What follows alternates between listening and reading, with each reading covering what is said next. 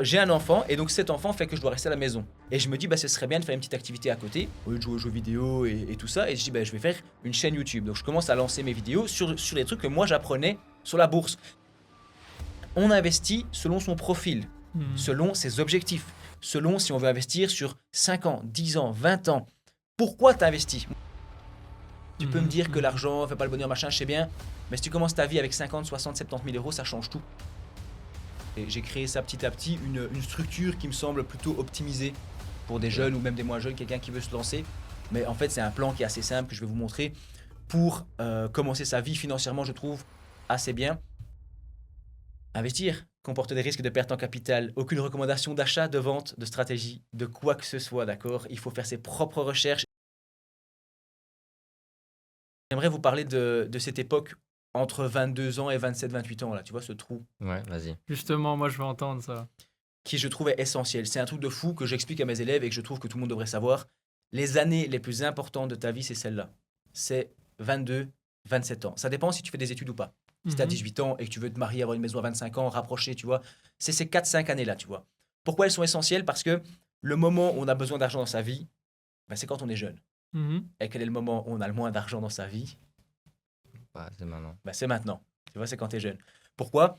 Bah parce que si t'as pas de gros héritage, tout ça, bah tu commences ta vie, t'as rien. C'est comme tu commences une partie sur un jeu vidéo, t'as rien, t'as que dalle.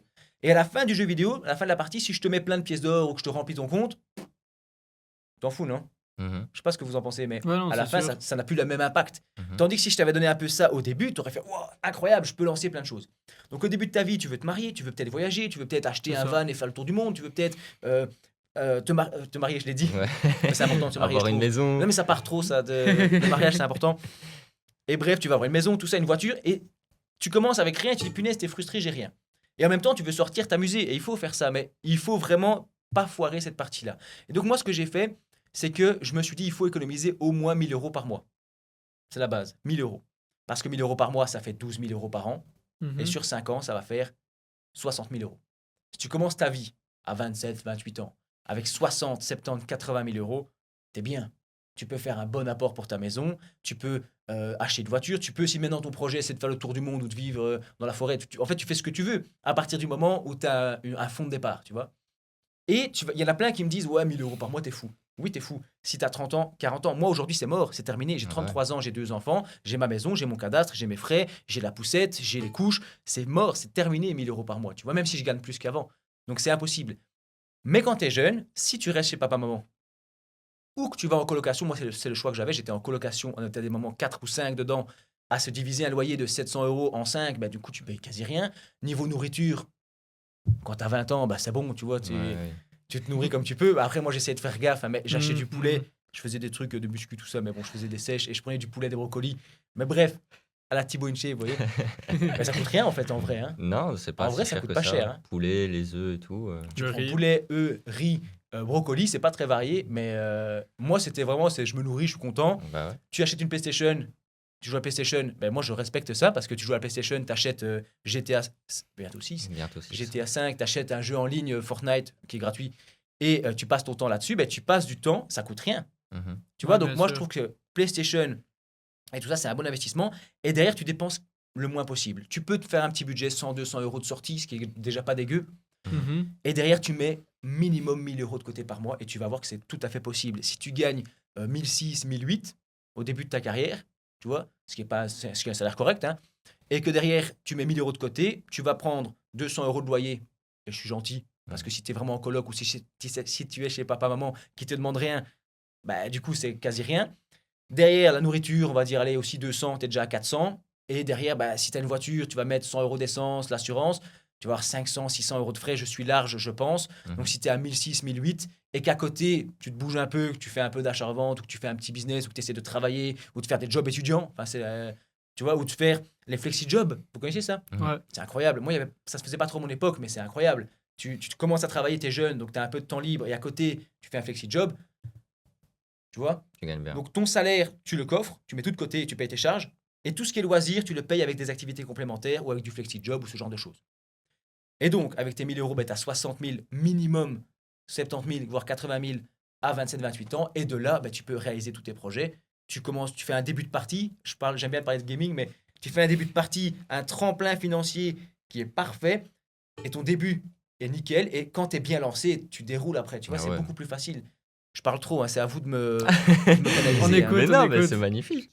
Justement. C'est instructif ce que tu dis et en plus c'est vrai parce que forcément le garder de l'argent de côté, tu peux le faire le plus jeune possible parce qu'après bah, tu as plein de charges qui arrivent. Mais c'est ça, l'erreur, c'est que les jeunes se disent, je vais dépenser, je vais claquer, faut que jeunesse se fasse, et plus tard, je Ouais, verrai. ouais. Mais ça marche pas, ça, les gars, ça marche pas. Parce que quand t'as 20 ans, tu te dis, je verrai plus tard, t'arrives à mon âge, et ça marche pas, je suis là pour vous le dire. T'as 30 ans, 33 ans, t'as les enfants, la maison, la voiture, la deuxième voiture, les assurances, les voyages en famille, Disney, tout coûte une blinde. Ouais. C'est con, mais tout coûte une blinde.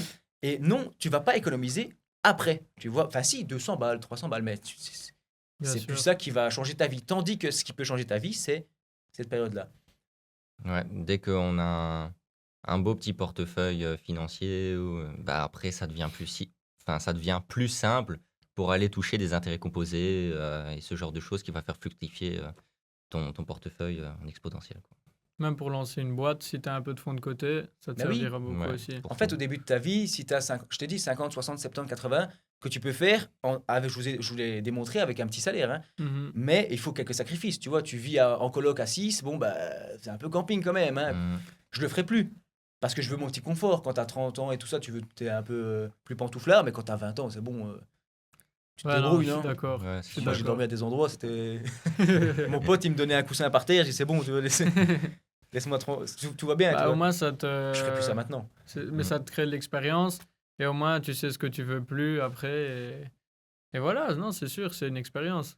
Je vais vous parler de l'investissement en bourse en Belgique, sauf si vous avez d'autres questions avant. Non, Non. vas-y, tu peux. On voulait écouter ça, justement. Eh bien, j'ai prévu une. Encore une fois, aucun conseil d'investissement. Mais j'avais prévu une. Enfin, j'ai pas prévu, j'ai créé ça petit à petit, une structure qui me semble plutôt optimisée pour des Ok. jeunes ou même des moins jeunes, quelqu'un qui veut se lancer.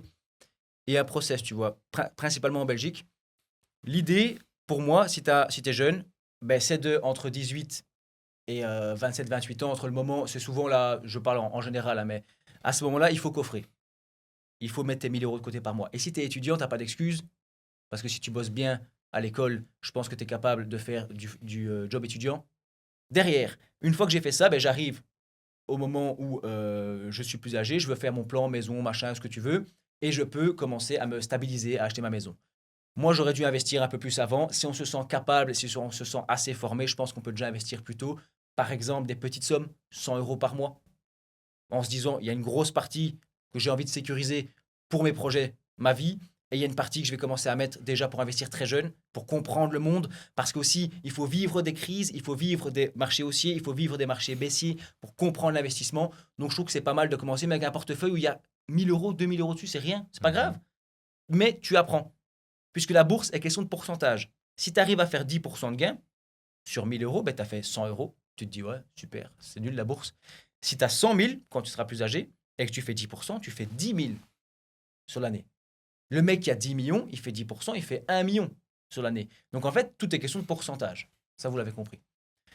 Bref, donc je suis jeune, je dois coffrer au maximum, arranger mes projets et constituer ce qu'on appelle une épargne de sécurité. Ça, c'est même si on est plus âgé, si on a 30, 40, 50 ans. Épargne de sécurité, tu as dit que tu ne savais pas ce que c'était. Ça veut dire qu'on doit se protéger. Tu dois avoir assez d'argent pour ne pas tomber dans le pire piège que j'ai expliqué au début de la vidéo, qui est...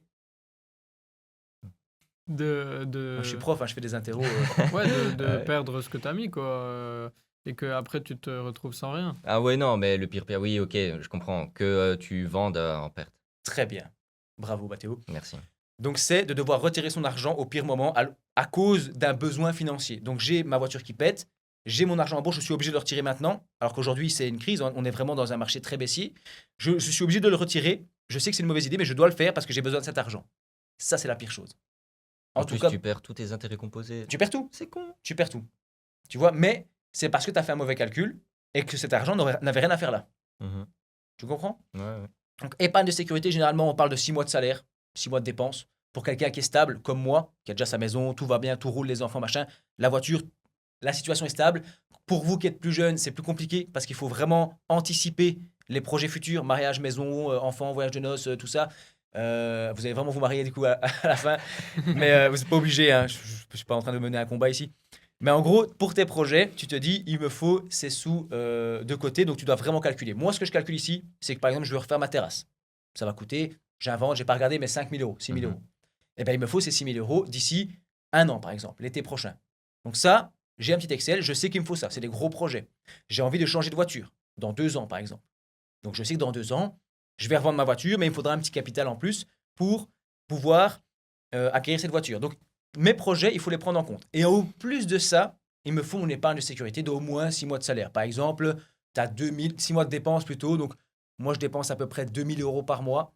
C'est beaucoup, mais c'est pour tout, hein. Pour les Mhm. voitures, l'assurance, la maison, les enfants, le compte commun, l'épargne commune avec mon épouse. Enfin, il y a plein de choses, hein. Donc c'est quand j'ai dépensé ça, j'ai plus rien derrière, tu vois. Mais bref, donc je mets ça. Et donc il me faut 2000 fois 6, à peu près 10 000 euros d'épargne pour être bien, de précaution, dans ma situation personnelle. D'autres personnes, ce sera un peu moins, d'autres personnes, ce sera beaucoup plus. Il faut aussi penser qu'on est en couple. Moi, je suis marié, Mhm. donc ma femme, elle a aussi son épargne de précaution. Est-ce qu'on a besoin d'avoir chacun 10 000, 12 000, ça fait plus de 20 000 euros disponibles à tout moment? J'en discutais avec elle. Je dis, chérie, est-ce que tu penses que ici, je sais pas, la tondeuse pète, ça coûte 500 euros, est-ce qu'on a besoin de 20 000? La voiture pète, si c'est vraiment la galère, tu peux acheter une vieille bagnole à 2 000, 3 000 euros. Bien que ça Oui, existe. oui, bien C'est sûr. pourri, mais on se débrouille. On se débrouille. Donc, est-ce qu'on a besoin de 20 000 là tout de suite? Ou est-ce qu'on peut pas se permettre de mettre 6 7 000 chacun? Ça fait 14 15 000. Est-ce qu'on n'est pas large comme ça? Et que ces Mhm. 5 000 là qui servent à rien, on peut les investir. Donc, pour moi, c'est étape 1. Je mets de côté, je stabilise ma situation. Ensuite, je fais une épargne de précaution. Donc là, pour l'instant, on n'est que sur de l'économie, sur de la gestion de budget et sur de l'épargne. Mhm. Et une fois que je suis là, je peux investir le surplus. Où je dis, bah tiens, je viens de le dire, que j'ai 15 000 sur mon épargne de précaution, ou 20 ou 30 000, bah les 15 000 en plus, ils servent à rien. Ils vont rester là pendant 10 ans. Mhm.